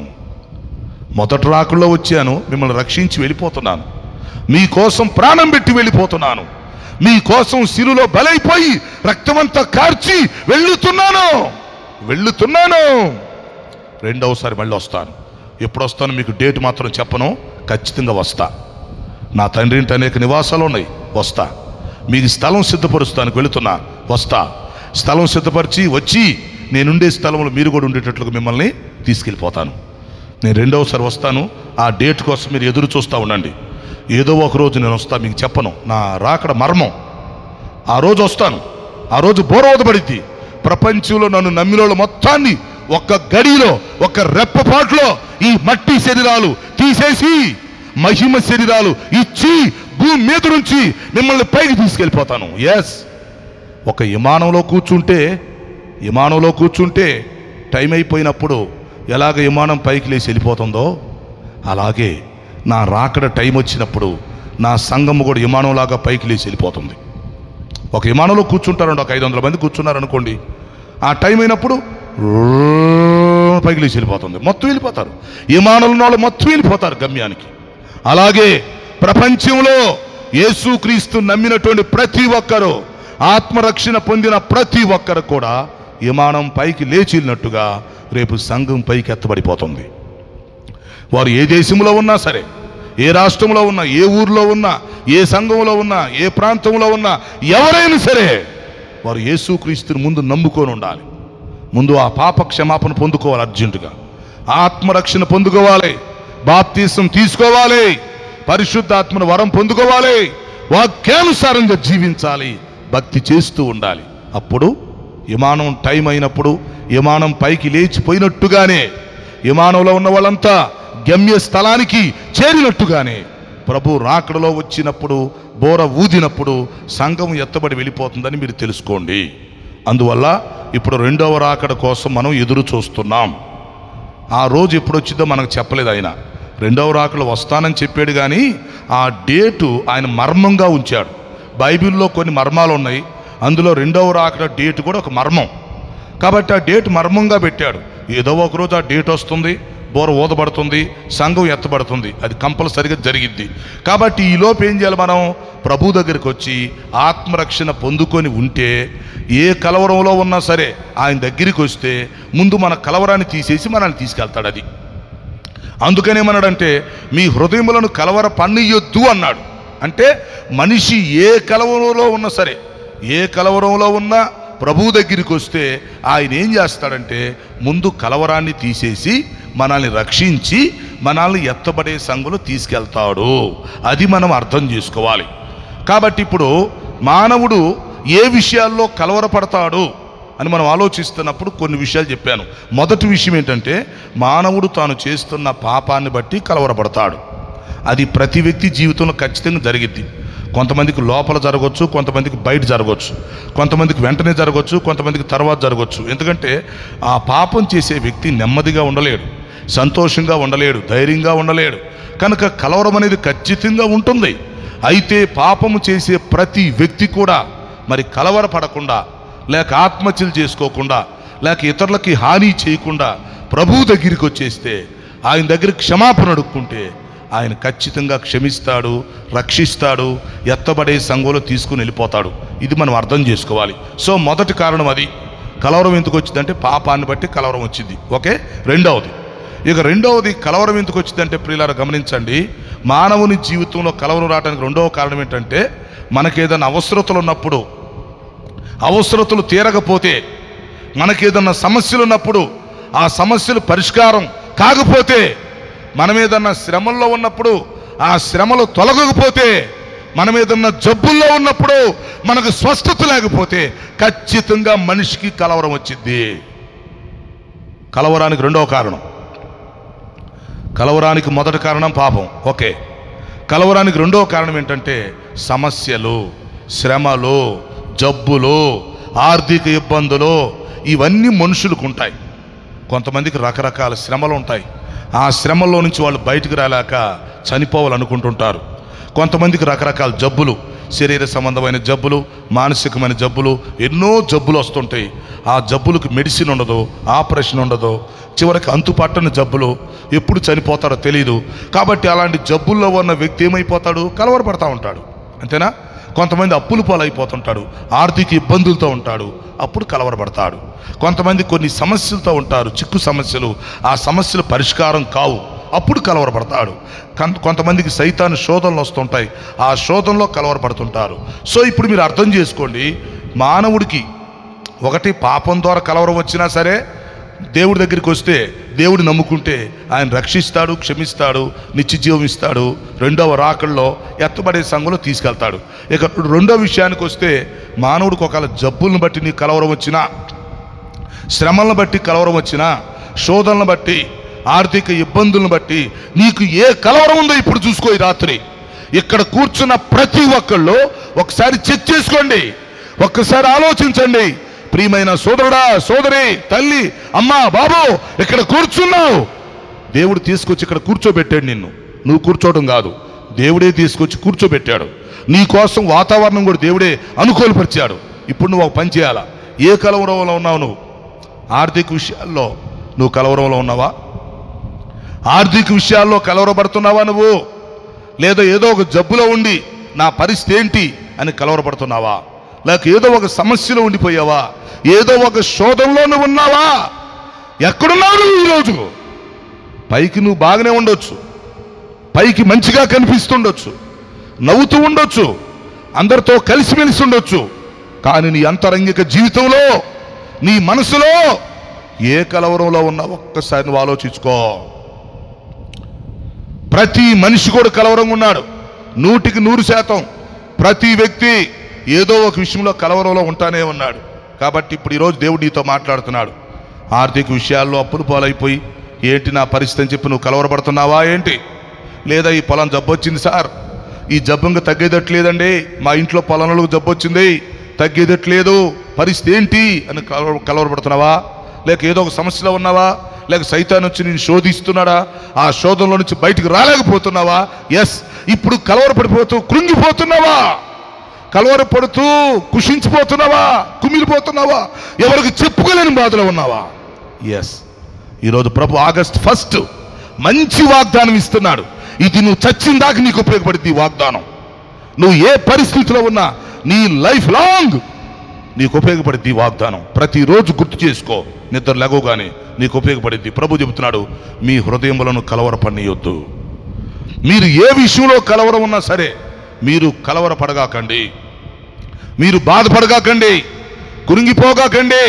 అవసరం లేదు, సూసైడ్ చేసుకోవాల్సిన పని లేదు, మీరు మెంటల్లో అవ్వాల్సిన పని లేదు, ఇంట్లో నుంచి పారిపోవాల్సిన పని లేదు, మానసికంగా కురింగిపోవాల్సిన పని లేదు. ఎస్, నీకు ఏ కలవరం ఉన్నా సరే నా దగ్గరికి వస్తే, నా దగ్గరికి వచ్చి క్షమాపణ అడుక్కుంటే, లేక నీ బాధ ఏంటో, నీ పరిస్థితి ఏంటో నాకు చెప్తే నీ కలవరం నేను తీసేస్తాను. అది మీరు నా దగ్గరికి వస్తే చాలు, నా దగ్గరికి రండి, నా యందు విశ్వాసం ఉంచండి చాలు.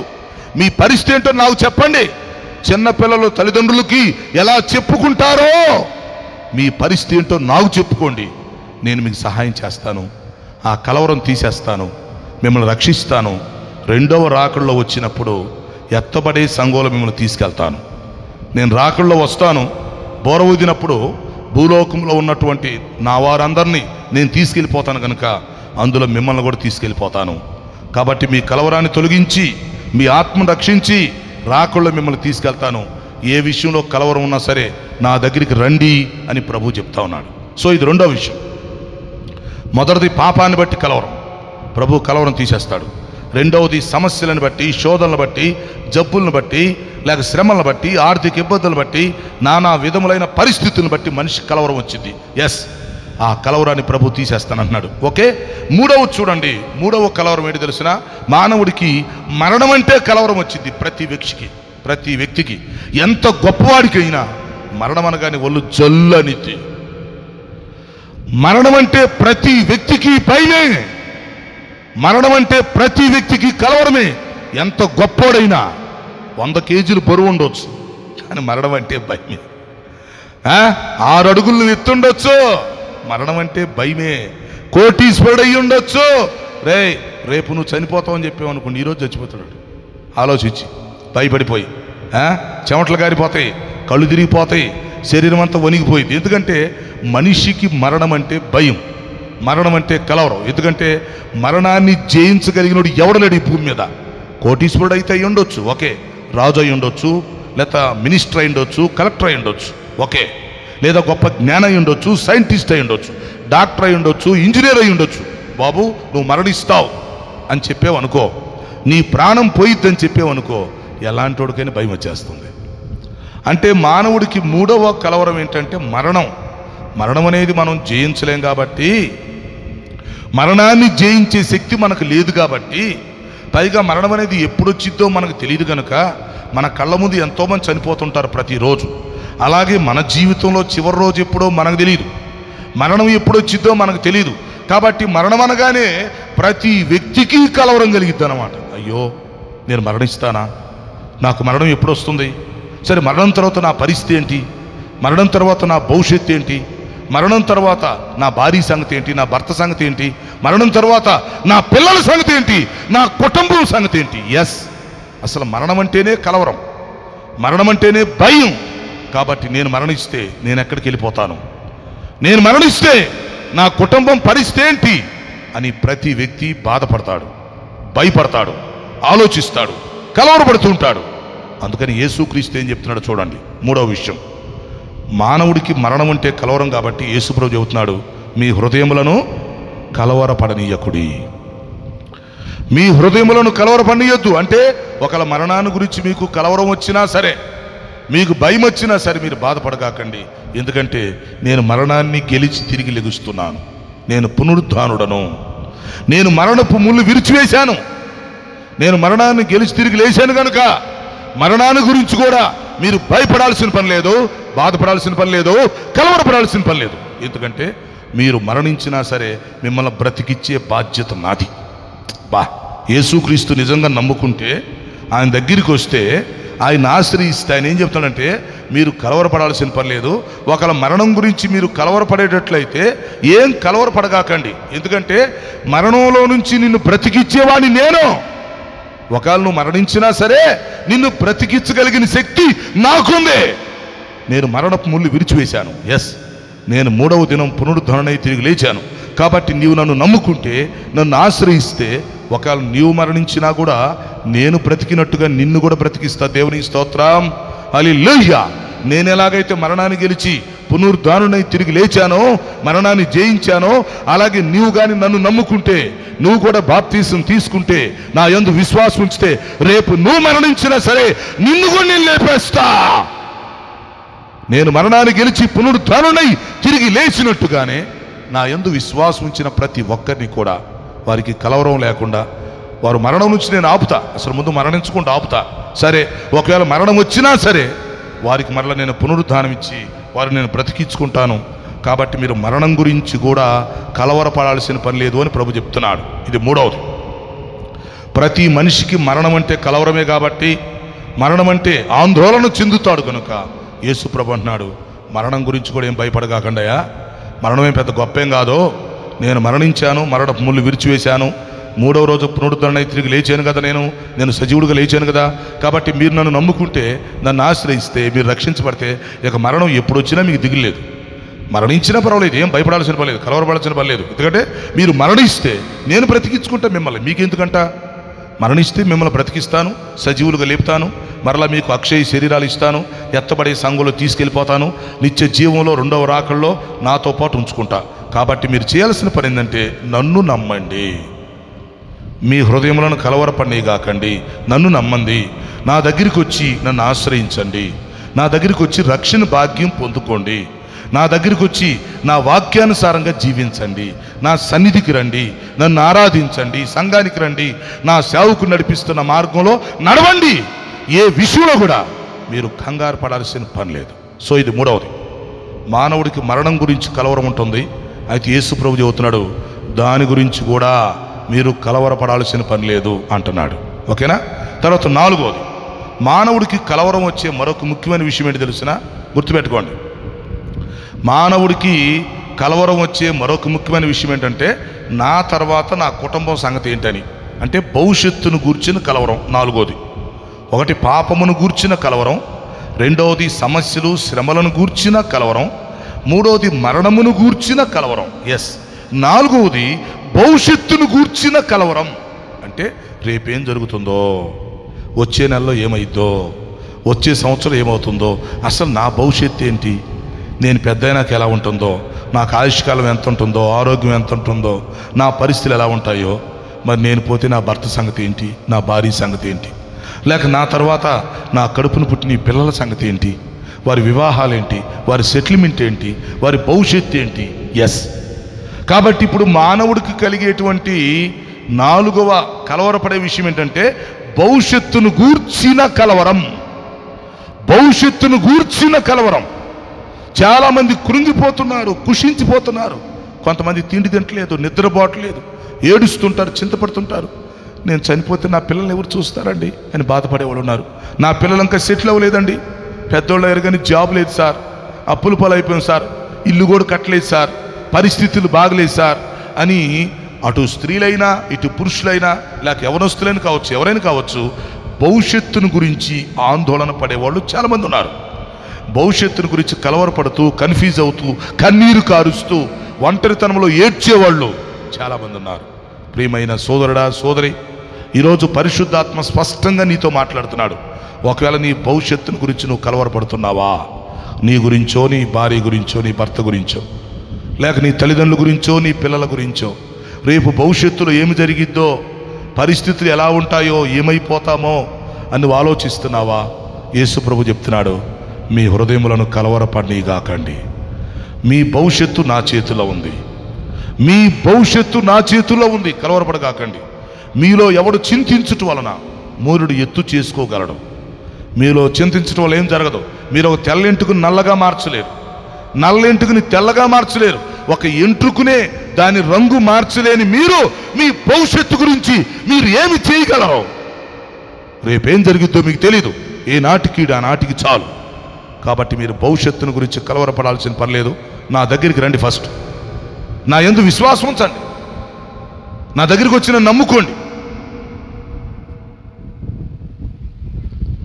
నా సన్నిధికి వచ్చినప్పుడు మీ భవిష్యత్తుని ఎలా సరిదిద్దాలో నేను చూసుకుంటా. నీ గురించి కానీ, నీ కుటుంబం గురించి కానీ, నీ పిల్లలు, మనవలు, మనవరాళ్ళు, లేకపోతే నీ కుటుంబ వ్యవహారాలు మొత్తం ఎలా చూసుకోవాలో అలాగే నేను చూసుకుంటాను. భవిష్యత్తుని గురించి మీరు కలవరపడాల్సిన పని లేదు. ముందు నా దగ్గరికి వచ్చేయండి, ముందు నన్ను నమ్మండి, ముందు నేను ఇచ్చే ఈ రక్షణ భాగ్యం పొందుకోండి, ముందు ప్రతి వారం చర్చికి రండి, సంఘంలో సభ్యులుగా ఉండండి, నన్ను ఆరాధించండి, వాక్యానుసారంగా జీవించండి. కాబట్టి దేని గురించి కూడా మీరు కలవరపడాల్సిన పని లేదని యేసుప్రభు చెప్తున్నాడు. 4వ విషయం గుర్తుపెట్టుకోండి, భవిష్యత్తును గురించి ఎవరికైనా కలవరం ఉంటే ఈరోజు మీరు కలవరం తీసేసుకోండి. సంతోషంగా ఉండండి, ధైర్యంగా ఉండండి. దేవుడే తన వాక్యం ద్వారా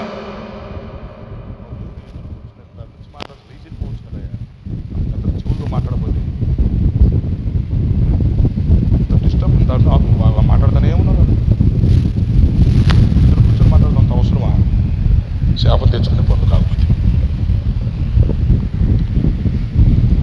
సో ప్రియమైన వాళ్ళు అర్థం చేసుకోండి, యేసుక్రీస్తు వారు శిలువలో మరణిస్తూ ఆ చివరి రాత్రి తన శిష్యులను చుట్టూ కూర్చోబెట్టుకొని చెప్తున్నాడు, మానవ జాతికి మంచి సందేశం ఇచ్చాడు. ఇక్కడ యోహాను సువార్త 14:1.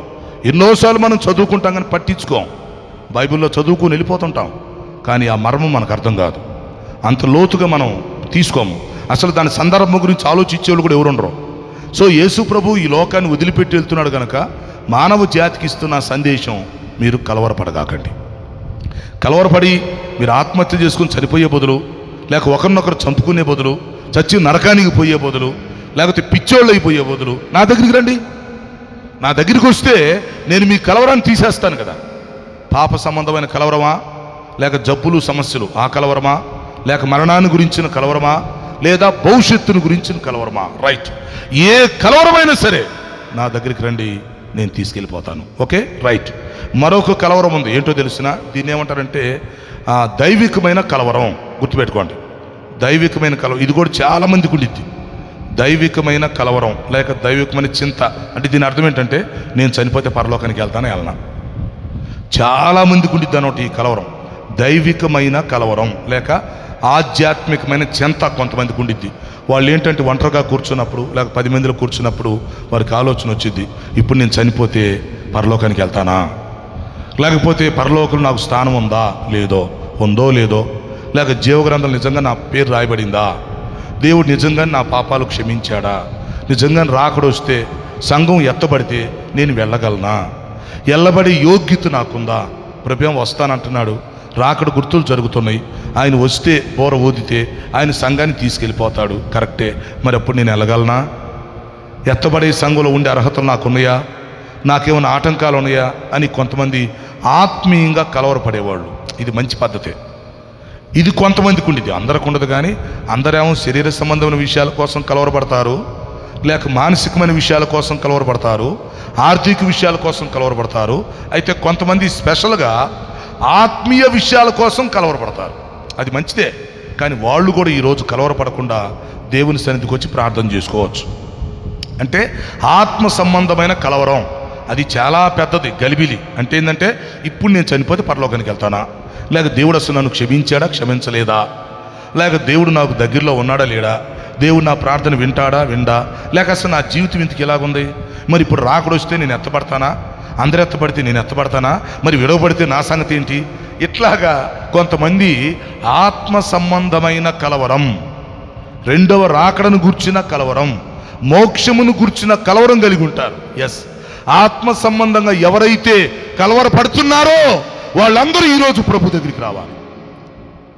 ఒకసారి మార్టిన్ లూథర్ గారు గదిలో కూర్చొని కలవరపడుతున్నాడు. మార్టిన్ లూథర్ గారు గదిలో కూర్చొని కలవరపడుతున్నాడు. ఏంటో తెలిసిన, ఆ గదిలో కూర్చుంటే సైతాన్ వచ్చి చెవిలో చెబుతున్నాడు, ఏమయ్యా మార్టిన్ లూథర్, ఇదిగో నువ్వు ఈ తప్పు చేసావు, ఆ తప్పు చేసావు, ఈ తప్పు చేసావు, ఆ తప్పు చేసావు, నీకు అసలు రక్షణ ఉందా, అసలు నీ పాపాలు క్షమించబడ్డాయా, అసలు నీ పేరు జీవగ్రంథంలో ఉందో లేదో నీకు తెలుసా, అసలు నువ్వు పరలోకానికి వెళ్తావా, ఇప్పుడు రెండవ రాకడలో వస్తే నువ్వు ఎత్తబడతావా, ఎత్తబడతావు నీకు గ్యారెంటీ ఏంటి అని సైతాను అతని చెవుల్లో స్వరం వినిపిస్తూ ఉన్నాడు. ఇక అతను గదిలో కూర్చొని ఎంత బాధపడుతున్నాడంటే కుమిలిపోతున్నాడు. అంటే అది ఆత్మ సంబంధమైన కలవరం. నిజంగానే అది అన్నిటికన్నా మరణం కంటే భయంకరమైన కలవరం, అది మరణం కంటే భయంకరంగా ఉండేది ఈ విషయం. సో అతడు కలవరపడతా ఉంటే వెంటనే పరిశుద్ధాత్మ ప్రేరేపణతో అతనికి ఒక ఆలోచన వచ్చింది మార్టిన్ లూథర్ గారికి. ఏం చేశారంటే, తన దగ్గర రెడ్డింగ్ పెన్ను ఒకటి ఉంది, సిరా పెన్ను అప్పట్లో. సో వెంటనే ఆ రెడ్డింగ్ పెన్ను తీసుకొని ఆ సిరా ఇట్ట గోడకు చమిరాడు. గోడ మీద చల్లి, ఓ సైతాను వెళ్ళిపో, సైతాను వెళ్ళు, దేవుడు నా పాపాలు మొత్తం క్షమించి పడేశాడు, దేవుడు నన్ను పరిశుద్ధపరిచాడు తన రక్తంలో, వెళ్ళిపో, నేను రక్షణ పొందుకున్నాను, వెళ్ళు, నాకు నిరీక్షణ ఉంది, వెళ్ళిపో, నా పేరు జీవగ్రంథంలో ఉంది, నాకు తెలిసి నేను పో, రాకడ వస్తే నేను ఎత్తబడతాను, నాకు తెలిసి నేను వెళ్ళిపో అని అప్పుడు మార్చినోదరు గారు ప్రార్థన చేసుకొని ఆ సిరా ఎర్ర రెడ్డింక్ గోడ మీద చల్లి సైతాన్ని గద్దిస్తే సైతాన్ని వెళ్ళిపోయాడు. అప్పుడు అతనికి నెమ్మది వచ్చేసింది. చాలాసార్లు మనం ఎవరికి చెప్పుకోలేక ఒంటరిగా బాధపడుతుంటాం. అది సేవకులకి కలిగిద్దా బాధ, విశ్వాసులు కూడా కలిగిద్దా బాధ. నిజంగా నాకు పరలోకం ఉందంటావా? నిజంగా దేవుడు నాకు పరలోకం ఇస్తాడా? నిజంగానే రాకుండా నేను ఎత్తబడతానా? రకరకాల ఆలోచనలు వస్తాయి. ప్రియులారా, ఎలాంటి కలవరం ఉన్నా సరే ప్రభు దగ్గరికి రావటం ఒక్కటే మార్గం. ప్రభు దగ్గరికి వచ్చి, ప్రభువా పలానా విషయంలో నేను కలవరపడుతున్నాను, పలానా విషయంలో నేను భయపడుతున్నాను, చింతిస్తున్నాను, లేదా కన్ఫ్యూషన్లో ఉన్నాను, కాబట్టి నీవు నీ రాకుల్లో వచ్చినప్పుడు నన్ను తీసుకెళ్ళు, ముందు నన్ను రక్షించు, నా పాపాలు క్షమించు, ఈ లోకంలో నాకు తోడుగా ఉండు, రేపు నువ్వు ఎప్పుడైతే రాకుల్లో వస్తావో నువ్వు వచ్చినప్పుడు నన్ను తీసుకెళ్ళు అని మనం ఎప్పుడైతే ఆయన పాదాలు పట్టుకుని ప్రార్థన చేసుకుంటాం ప్రియులారా, ఈ కలవరాలు మొత్తం పోతాయి అన్నమాట. నేను మీకు కొన్నే చెప్పే శాంపిల్గా, అట్లా మనం ఆలోచిస్తే చాలా ఉన్నాయి. అయితే ఫైనల్గా ఇంకొక విషయం చెప్పి ముగిస్తాను. ఫైనల్గా ఏంటంటే, ఆ రోజు మనం సందర్భం ఆలోచిస్తే అక్షరార్థంగా శిష్యుల మనసులో ఒక కలవరం ఉంది, అది సపరేట్, అందుకని దీన్ని చివరిలో చెబుతున్నా. శిష్యుల మనసులో ఒక కలవరం ఉంది. ఏంటంటే, ఇప్పుడు దాకా యేసు ప్రభు మాతో ఉన్నాడు, 3.5 సంవత్సరాలు ఆయనతో మేము తిరిగాం, బాగానే ఉంది, ఆయనతో సహవాసం చేశాము, ఆయన మమ్మల్ని చక్కగా పోషించాడు, తన వెంట పెట్టుకొని మమ్మల్ని తిప్పాడు, చచ్చినోళ్ళు కూడా మా కళ్ళ ముందు లేపాడు, ఎన్నో అద్భుతాలు చేశాడు, స్వస్థతలు చేశాడు. ఇప్పుడు యేసు ప్రభు నేను వెళ్ళిపోతున్నాను అంటున్నాడు, నేను ఇప్పుడు చనిపోతాను అంటున్నాడు, నేను తండ్రి దగ్గరికి వెళ్ళిపోతాను అంటున్నాడు. మరి ఇప్పుడు యేసు ప్రభు వెళ్ళిపోతే మా గతి ఏంటి? అది వాళ్ళ కలవరం. ఇది మనం సపరేట్గా చూడాలి. ఇది అక్షరార్థముగా ఆనాడు శిష్యుల మనస్సుల్లో ఉన్న కలవరం. అంటే యేసు ప్రభుకు వారి మనసులని తెలుసు, వాళ్ళు ఏం ఆలోచిస్తున్నారో తెలుసు. ఆయన దేవుడు కాబట్టి మన ఆలోచనకి, మన హృదయంలో ఆలోచన పుట్టకముందే ఆయనకి తెలుసు, మన హృదయంలో ఆలోచన పుట్టకముందే వారికి తెలుసు దేవుడికి. అలాగే మన నోట్లో నుంచి మాట బయటకు రాకముందే దేవునికి తెలుసు. మనం ఏం ఆలోచిస్తున్నామో, ఏం మాట్లాడబోతున్నామో ఆయనకి ముందే తెలుసు. కాబట్టి ఇప్పుడు శిష్యులకి కలవరం ఏంటి? ఇప్పుడు దాకా యేసు ప్రభు మాతో ఉన్నాడు, ఇప్పుడు యేసు ప్రభు వెళ్ళిపోతానంటున్నాడు. ఇప్పుడు యేసు ప్రభు వెళ్ళిపోతే మా గతి ఏంటి? మేము ఎలా పోషించబడాలి, లేక మేము ఎలా సేవ చేయాలి, లేకపోతే రేపు మాకు ఎవరు తోడుకుంటారు, మాకు గురువు ఎవరు, మమ్మల్ని నడిపించేది ఎవరు, మా పరిస్థితి ఏంటని ఆనాడు శిష్యులు కుమిలిపోయారు, కృంగిపోయారు. ఇప్పటి వరకు యేసు ప్రభు ఉన్నాడు కాబట్టి మాకు ఏ దిగులు లేదు, ఆయనే మాకు దిక్కు, ఆయన మాకు పెద్ద గురువు, నడిపించాడు. ఇప్పుడు ఆయన మమ్మల్ని వదిలిపెట్టి వెళ్ళిపోతానంటున్నాడు, నేను సిలువలోకి వెళ్ళిపోతానంటున్నాడు, తర్వాత మరణిస్తానంటున్నాడు, తండ్రి దగ్గరికి వెళ్ళిపోతానంటున్నాడు, రెండవసారి మళ్ళీ వస్తానంటున్నాడు. మరి రెండవసారి ఆయన వచ్చిందాక మా గతి ఏంటి, మా జీవితం ఏంటి, మా భవిష్యత్తు ఏంటి, మాకు తోడుగా ఎవరుంటారు అని శిష్యులు కుమిలిపోతున్నారు, ఏడుస్తున్నారు. అప్పుడు యేసుప్రభు చివరి రాత్రి శిష్యులను చుట్టూ కూర్చోబెట్టుకొని వాళ్ళ పాదాలు కడిగి టవలు పెట్టి వారి పాదాలు తుడిచి వారితో భోంచేసి వారితో పస్కా ఆచరించి అప్పుడు చెప్పాడు, మీరు కలవరపడగాకండి, ఇప్పుడు దాకా నేను మీతో ఉన్నాను కదా, ఇక నేను లేను అని మీరు కలవరపడగాకండి, ఎందుకంటే నేను వెళుతూ పరిశుద్ధాత్మని మీకు ఇచ్చి వెళ్తున్నాను, నా స్థానంలో మీకు తోడుగా ఉండటానికి, మీకు తోడుగా నీడుగా ఉండటానికి, మీ జీవితాంతం మిమ్మల్ని నడిపించడానికి, మీరు చనిపోయేంత వరకు మీతో ఉండటానికి నేను పరిశుద్ధాత్మని ఇచ్చి వెళ్తున్నాను. కాబట్టి మీరేం కలవరపడగాకండి, ఇక సమాప్తి వరకు సదాకాలం మీకు తోడుగా ఉంటాను, నా పరిశుద్ధాత్మ కూడా మీతో ఉంటాడు, మీరు కలవరపడకుండా ధైర్యంగా ఉండండి, నేనే మిమ్మల్ని పోషిస్తాను, నేనే మిమ్మల్ని రక్షిస్తాను, నేనే మిమ్మల్ని సంరక్షిస్తాను, నేనే మీకు తోడుగుంటాను, రెండవ రాకల్లో వచ్చినప్పుడు నేనే వచ్చి మిమ్మల్ని అందరినీ తీసుకెళ్తాను, బాయ్ బాయ్, జాగ్రత్త, నేను వెళ్ళిపోతున్నాను, జాగ్రత్తగా ఉండండి అని ఆ రోజు యేసు ప్రభు శిష్యులు కలవరపడుతూ ఉంటే ఆ రాత్రి యేసు ప్రభు వారి కన్నీళ్లు తుడిచాడు, వారి పాదాలు కడిగాడు. ఆయన ఒక గురువుగా వారి పాదాలు కడిగాడు, వారి పాదాలు తుడిచాడు, వారితో కలిసి భోంచేశాడు, వారి కన్నీళ్లు తుడిచాడు. కలవరపడొద్దని చెప్పి వారిని తృప్తిపరచి వారిని ధైర్యపరిచి ప్రభు వెళ్ళిపోయారు. ఈరోజు ప్రియులారా, ఆగస్ట్ 1 దేవుడు మనందరితో మాట్లాడుతున్నాడు. వ్యక్తిగతంగా నాతో, మీతో, మనందరితో మాట్లాడుతున్నాడు. ఏమిటంటే, నా కుమారుడా, నా కుమారి, అయ్యా, అమ్మా, ఏ విషయంలో నువ్వు బాధపడుతున్నావు, ఏ విషయంలో నువ్వు ఏడుస్తున్నావు, ఏ విషయంలో నీకు భయం ఉంది, కలవరం ఉంది, కానీ నేను ఈరోజు నీతో మాట్లాడుతాను. నువ్వు కలవరపడగాక. నువ్వు చనిపోయేంతవరకు నీకు నేను తోడుగానే ఉంటాను. ఇమ్మానుయేలు దేవుడుగా నేను నీకు తోడుగా ఉంటాను. ఓకేనా? నా పరిశుద్ధాత్మ నీకు ఇస్తా. ఆవిడ పరిశుద్ధాత్మ నీలో నివసిస్తాడు. నువ్వేం భయపడగాక, కలవరపడగాక. ప్రతిరోజు నేను నీకు తోడుకుంటాను. రెండవ రాకడ త్వరగా మళ్ళీ వస్తాను. నేను వచ్చేంత వరకు నువ్వు రక్షణ పొంది స్థిరంగా ఉండు. చక్కగా నువ్వు బాప్తీసం తీసుకో, అర్జెంటుగా స్థిరంగా ఉండు, ఆత్మీయంగా నడుచుకో. నువ్వు ఒంటరిగా ఉన్నా భయపడగాక, కుటుంబంలో ఉన్నా 10 మందిలో ఉన్నా ఏం బాధపడగాక. నా రాకడ వస్తుంది, జాగ్రత్త. నా రాకడ కోసం నువ్వు ఎదురు చూస్తూ ఉండు. ఏదో ఒక రోజు నేను వస్తాను, బోర ఊతాను, మర్చిపోకుండా నేను తీసుకెళ్ళిపోతా. నువ్వు సదాకాలం నాతో ఉండేటట్టుగా, యుగ యుగాలు, లక్షల కోట్ల సంవత్సరాలు నాతో ఉండేటట్టుగా నీకు మహిమ శరీరం ఇచ్చి, దేవదూతలు ఎలాగైతే నా దగ్గర ఉంటున్నారో మీరు కూడా దేవదూతల వలె నా కుమారులుగా, నా కుమార్తెలుగా మహిమలో నాతో ఉండేటట్టుగా నేను రాకుల్లో వచ్చి మిమ్మల్ని తీసుకెళ్ళిపోతాను, జాగ్రత్త, బాయ్ బాయ్ అని చెప్పి యేసుప్రభు వెళ్ళిపోయాడు. ఆ తర్వాత శిలువలో మరణించాడు, పునరుద్ధరణై తిరిగి లేచాడు, పరలోకానికి ఆరోహణమై వెళ్ళిపోయాడు. ఇప్పుడు రెండవ రాకుల్లో త్వరలో రాబోతున్నాడు. ఆయన చెప్పిన ప్రకారమే, వాగ్దానము చేసిన ప్రకారమే రెండవసారి మళ్ళీ మధ్యాకాశానికి రాబోతున్నాడు. ఈ భూమి మీద ఉన్నటువంటి సంఘాన్ని తీసుకొని వెళ్ళటానికి మహిమ శరీరాలతో మేఘాల మీద, గగనాల మీద మనందరిని తీసుకెళ్ళి తనతో పాటు నిత్యము నిరంతరం ఉంచడానికి మళ్ళీ తిరిగి రాబోతున్నాడు. మరి ఆయన వచ్చే టైం కూడా దగ్గరికి వచ్చింది. రాకడ గుర్తులన్నీ నెరవేరుతున్నాయి. కనుక ప్రియమైన సోదరి సోదరులారా, ఈరోజు దేవుడు నీకు ఈ విషయం చెప్తున్నాడు. కొంతమంది కొన్ని సంవత్సరాల నుంచి నన్ను రమ్మని పిలుస్తుంటారు. వస్తానని చెప్తాను కానీ డేట్స్ కుదరవు, ఎంతో బిజీగా ఉంటాను. అయితే దేవుడు మీకు అవకాశం ఇచ్చాడు. మీరెంత ధన్యులు. ఆయన రాకడ గురించి మీరు తెలుసుకోవడానికి, సిద్ధపాటు కలిగి ఉండటానికి, ఏ విషయంలో మీరు కలవరం ఉన్నా ఆ కలవరం తొలగిపోతుందని ప్రభు వాగ్దానం చేయటానికి ఈ అవకాశం మీకు ఇచ్చాడు. కాబట్టి ఈరోజు ప్రతి ఒక్కరు అర్థం చేసుకొని ఏ విషయంలో బాధపడాల్సిన పని లేదు, భయపడాల్సిన పని లేదు.